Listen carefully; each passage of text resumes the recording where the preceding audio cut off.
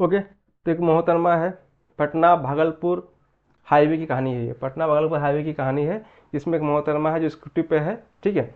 और वो एक बस जो कि 13 मीटर पर सेकंड स्पीड से आगे मूव कर रही है। 13 मीटर पर सेकंड है, बहुत स्लो स्पीड नहीं है ये। इसको किलोमीटर में करोगे तो थोड़ा इंक्रीज हो जाएगा स्पीड। ओके, सो इसमें मूव कर रही है वो। एंड एंड उसके बीच का मोहतरमा से जो बस का डिस्टेंस है वो 1000 मीटर है, और इसको वो ओवरटेक करना चाहती है। क्यों करना चाहती है मुझसे उससे मतलब है ही नहीं, ठीक है।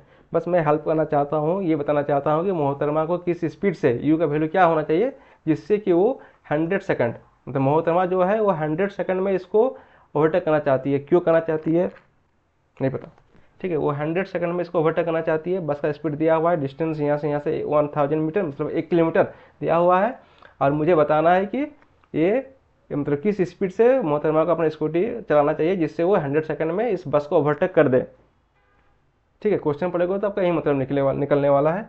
तो मुझे वो कैलकुलेट करना है, ठीक है।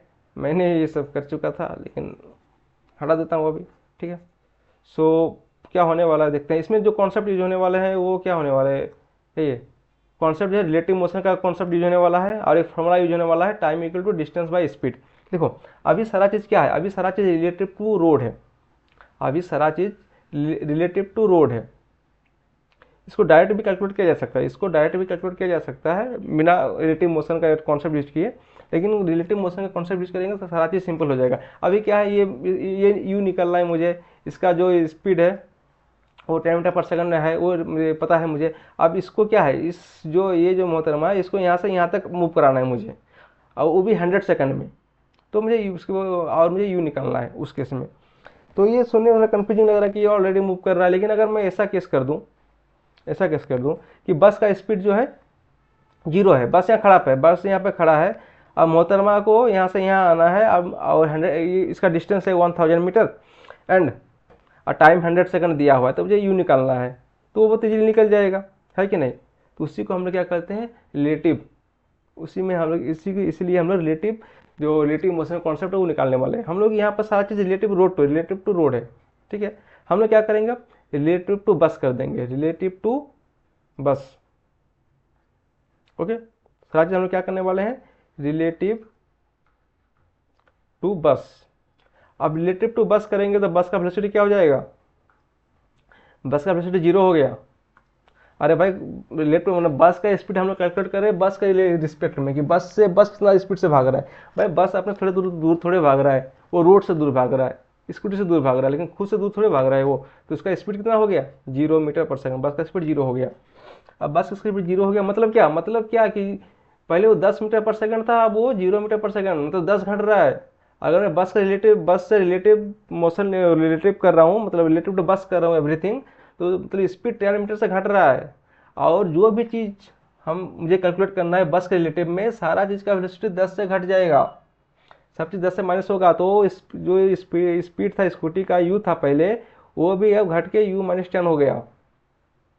पर ये कहें कि वो जो ये जो स्पीड था यू, ये रिलेटिव टू रोड था, और ये जो अभी स्पीड होने वाला है वो रिलेटिव टू बस, ठीक है। तो बस का स्पीड 10 था, माइनस हो गया, जीरो हो गया। तो इसका भी माइनस हो गया, -10, मतलब 10 माइनस हुआ है, -10 यहाँ पे हुआ है, तो यहाँ भी -10 होना चाहिए। इसलिए इसका स्पीड जो है U-10 हो गया, हो गया।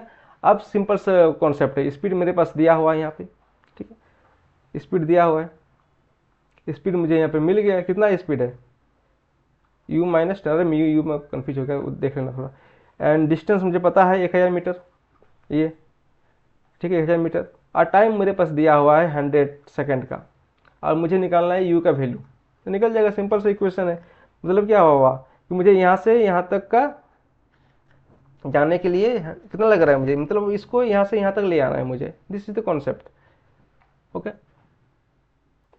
मतलब उसको ओवरटेक करने के लिए, ओवरटेक इसको यहाँ से ओवरटेक करने के लिए इसको यहाँ से यहाँ तक आना पड़ेगा ना, इस स्कूटी को इस बस तक आना पड़ेगा, बस तक आने के बाद ही ना ओवरटेक करेगा। तो मुझे वही निकालना है बस तक आने के लिए। लेकिन इस केस में दोनों मूव कर रहा है तो थोड़ा हार्ड हो जा रहा है। इस केस में मैंने क्या कर दिया, इसको खड़ा कर दिया एक जगह पे, और इसको यहाँ से मूव कराने लगा, ताकि मैं ये जो कोई फार्मूला है ये लगा सकूँ, सिंपल सा फार्मूला जो है ये लगा सकूँ, डिस्टेंस बाई स्पीड।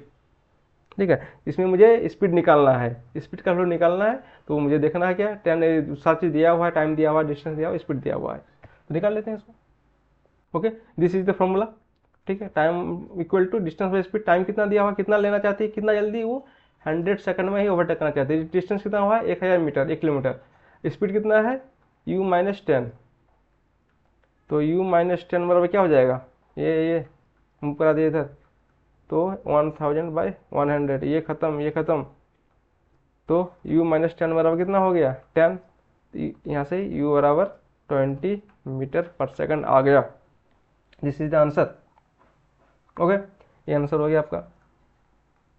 तो हम लोग ने यहाँ क्या किया था, हम लोग ने जो है u यहीं पर मान लिया था। जब रिलेटिव टू रोड था तभी मैंने u माना था। ठीक है, आप u यहाँ पर भी मान सकते हो जब रिलेटिव टू बस होगा।